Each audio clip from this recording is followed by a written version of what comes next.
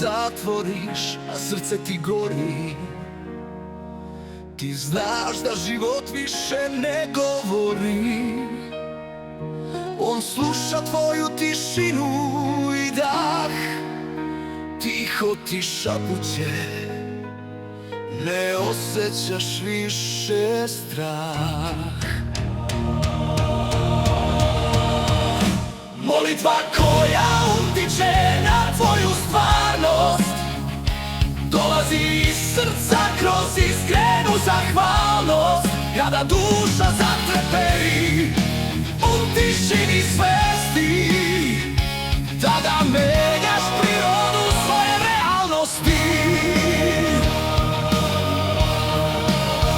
Svet se menja kada promeniš pogled, kada kreneš bez sumnje sa verom u netogled. Zahvali se unapred za ono što želiš, akciju preduzmi, to ćeš i da ostvariš.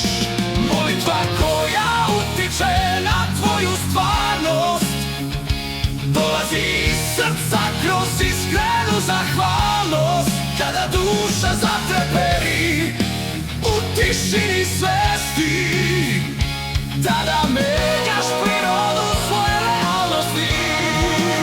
Na putu ka snovima veruj u sebe, mogućnosti i prilike pojavit će se za tebe.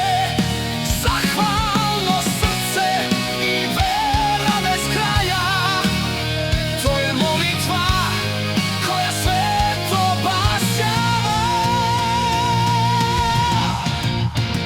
Molitva koja utiče na tvoju stvarnost dolazi iz srca kroz iskrenu zahvalnost. Kada duša zatreperi u tišini svesti, tada menjaš prirodu svoje realnosti. Na putu ka snovima veruj u sebe, Bog će stvarati